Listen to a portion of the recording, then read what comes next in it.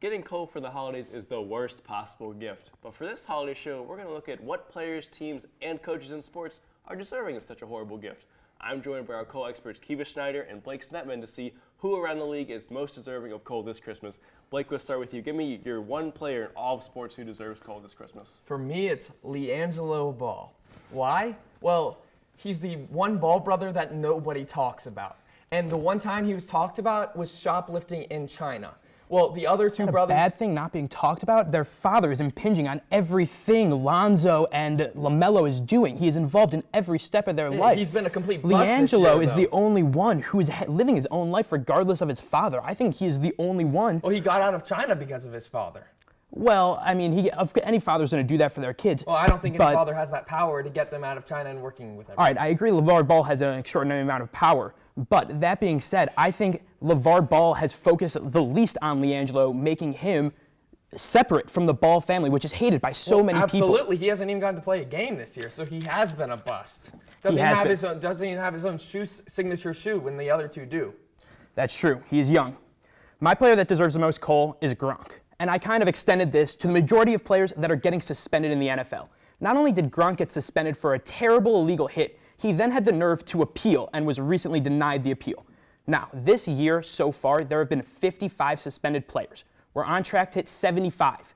2010, for example, there were 25 suspensions all season. I understand that point, and I agree, but I think this goes beyond the players. I think it goes to the ownership of the league, which is Roger Goodell.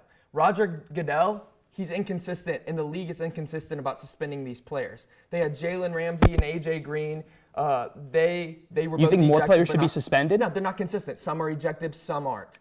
I agree. I think they need to come up with a normal policy for when you get ejected. So far, they have distributed almost $25 million worth of fines so far this season, which is absurd amount. It is absurd, but this, as we see, it keeps continuing, and that's a huge problem for the league. They need to do something so that players like Gronk won't come and hit somebody randomly for no reason. Do you not think that suspension is what they're trying to do by that? I think that they need to come up with some kind of harsher punishment because people like Gronk are going around and pile driving people into the ground regardless of if they get suspended one game or if they get a fine. Yeah, it's a slap on the wrist for them. I absolutely agree. Maybe that punishment is some Cole in their stocking. Kiwi, let's go back to you. What team in all of sports is most deserving of Cole? My team is the Memphis Grizzlies. They have been all over the place this season. After a 7-12 start, they fired their head coach after he wouldn't play Marc Gasol in the fourth quarter.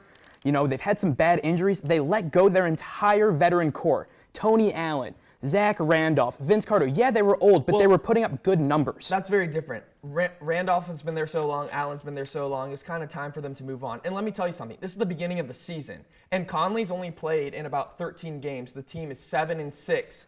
And he's been injured after that. Since this season, they are 28th in 3 points made and points per game, and they are 27th in field goals made, which is both all dramatically down from the year before. I think that they let all of their talent walk in free agency without getting anything back. Well, what the thing is, they're not a complete bust yet. Since it's the beginning of the season, they're only 4 games back of the number one, the last team in the conference.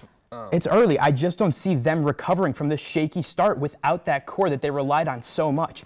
Zach Randolph led them in rebounding last year. Tony Allen was their defensive specialist pretty much last year. They lost a lot of key parts in free agency. They did lose key parts at it. That's a huge loss for them. But there are other teams that are more robust. And when it comes to my team, the New York Giants, who they are horrific this year, projected to be one of the top 10 teams in the league with Odell, bringing in Brandon Marshall, bring in a few great rookies like Evan Ingram.